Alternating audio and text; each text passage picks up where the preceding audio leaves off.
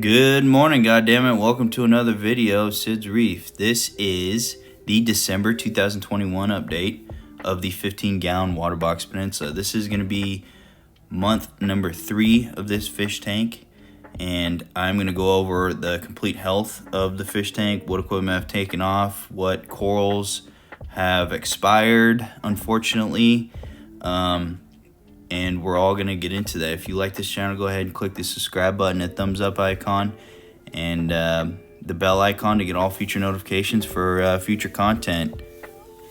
All right, so the tank is doing really well. All my levels, all my, my calcium, magnesium, alkaline, they're all pretty in range. They've stayed stable. However, my pH has been wonky lately. I had to remove the CO2 scrubber off the tank because my pH was extremely high. So, my reader doesn't read above 8.6, so I'm thinking it's in the 8.8 range. But I pulled the CO2 scrubber off. It came back down, but then it's back up again with no CO2 scrubber. So I'm test driving that out. I'm doing water changes, trying to figure it out. So that's one hurdle that I'm experiencing at this time is pH swings going upward. No low pH, just high pH. I also changed the salt my tank was using. So I'm now using Tropic Marin's Pro Salt. I was before using the Red Sea coral salt, the Coral Pro Salt, I believe it's called. I'm not too sure about that, but it's the Red Sea coral salt. I was using that, and I always have used that as it was always a good salt I can use for my tank. But BRS had a sale online with the Tropic Marin, so I said, heck, I'll just switch on over and I'll just buy some of this because it's the premium salt of the hobby. That's the highest rated one, pharmaceutical grade type of salt for your reef tank. And I made the switch and paid around $50, I think, for just 100 gallons worth of salt. So I bought that, and my tank initially was it seemed like it just kind of stabilized out. I mean, I feel like it's doing a lot better. It's not getting as dirty as quick. The water isn't. The levels are staying more stable, I'm noticing. So it was, in my eyes, I think, I didn't have anything bad to say about it, and everything's been really good. So, that's, if y'all are looking to switch over to Tropic Marin, I'd definitely do it. It's a good salt. It's very, it's almost really fine, and it doesn't have any sediment left over when you mix it in a bucket. So, as you can see here, I've had to take out 2 corals, unfortunately, because they expired, and it was my 2 monopora caps that were in the back, and they, along with my anemone, he was floating around in the tank, so I had to pull them out. But all the other corals are looking amazing. I added a monopora digitata, and that thing has been growing. Super pop extension. Here is my filter section. Nothing there has changed at all. Just kind of giving you guys an overview of what that looks like.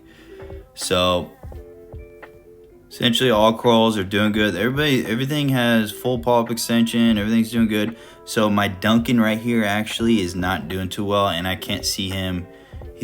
I've been moving him around the whole entire tank, and he's just not loving any part of it. So I'm gonna keep him in there, see if he turns around, but he's not doing too hot. I'm not entirely sure what's going on, and I can never really keep Duncans. I don't understand that. I've always tried to keep Duncans, but for some reason they just don't like me at all for some reason, or what I do to the tank, which is, I try to keep it, as normal as possible. And more recently, I've been trying to span out my water changes a little bit more, just so I can get the water just a tidge dirty, so I can have a little, nitrates in the 2 range and phosphates, and then, nothing too high, just everything within stable range. But, the Duncans don't really like that, so as you can see, everything else is doing fantastic in the tank. It's a little hermit crab right there.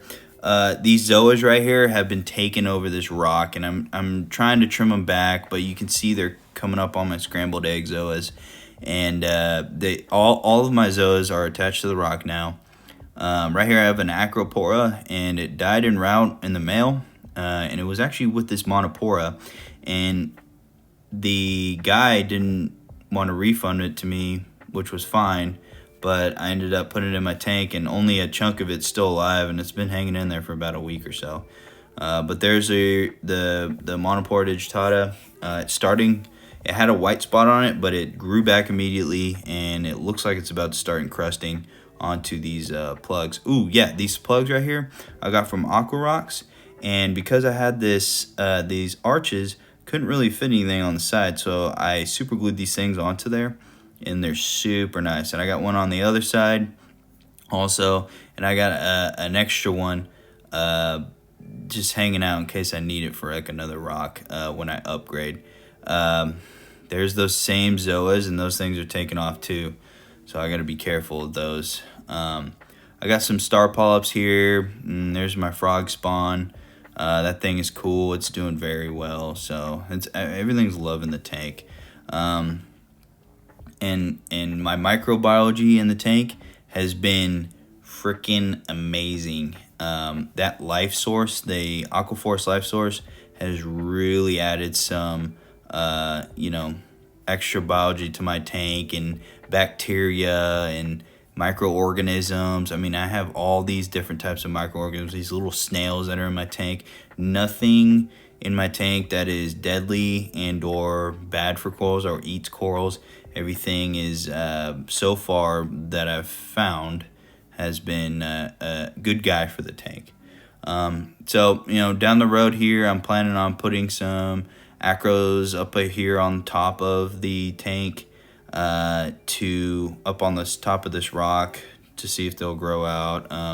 My top of my rock's kind of close to my water line, so I don't really want to put anything too high, but that's what we'll do. All right, so that wraps up this video for this month, for December 2021. I will be doing some more videos regarding product reviews here soon.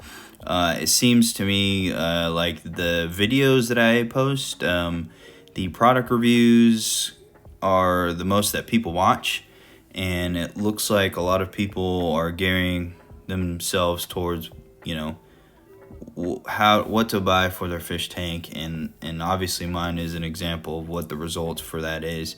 I don't have that much more product review stuff because I've been kind of slowing down. I don't like to buy too much. I'm pretty simple when it comes to my tank, but I can definitely pull my arsenal out, pick it apart, and then go from there. So with that being said, go ahead and hit that subscribe, the thumbs up icon, and the bell icon to get future content. This was a good time spending with y'all going over my December waterbox 15-gallon Peninsula. Sid's Reef out.